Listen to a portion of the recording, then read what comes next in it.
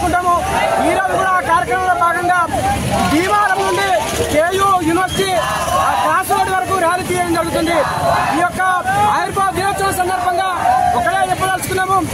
ABVP అనేది విద్యార్థుల యొక్క సమస్యల పరిష్కారమే ధ్యేయంగా ఏర్పడినటువంటి విద్యార్థి సంస్థ. అదేవిధంగా ఈ దేశంలో ఉన్నటువంటి సాంస్కృతిక వారసత్వాన్ని కాపాడడం కోసం, దేశ సమగ్రతను కాపాడడం కోసము దేశ సైన్యంలో పనిచేయనటువంటి ఎవరైతే ఉన్నారో వాళ్ళందరూ కూడా ఈ సైనికులుగా మార్చేటువంటి కార్యక్రమంలో భాగంగా యూనివర్సిటీ విద్యార్థి కేంద్రాల కళాశాల కేంద్రంగా ఈ విద్యార్థి పరిషత్ ఒక ఉద్యమంలో పనిచేస్తూ ఉన్నది.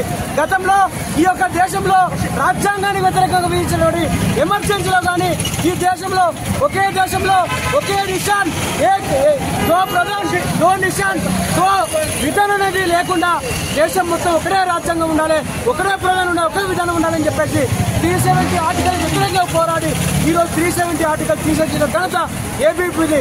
అదేవిధంగా విద్యార్థులకు 18 సంవత్సరాలు నిండినటువంటి నవ యువకులకు ఓట్లకు కావాలనేటువంటి కొట్లాడినటువంటి విద్యార్థి సంస్థ అఖిల భారతీయ విద్యార్థి పరిషత్. అదేవిధంగా జాతీయ విద్యా విధానం కావాలని కొట్లాడినటువంటి సంస్థ అఖిల భారతీయ విద్యార్థి పరిషత్.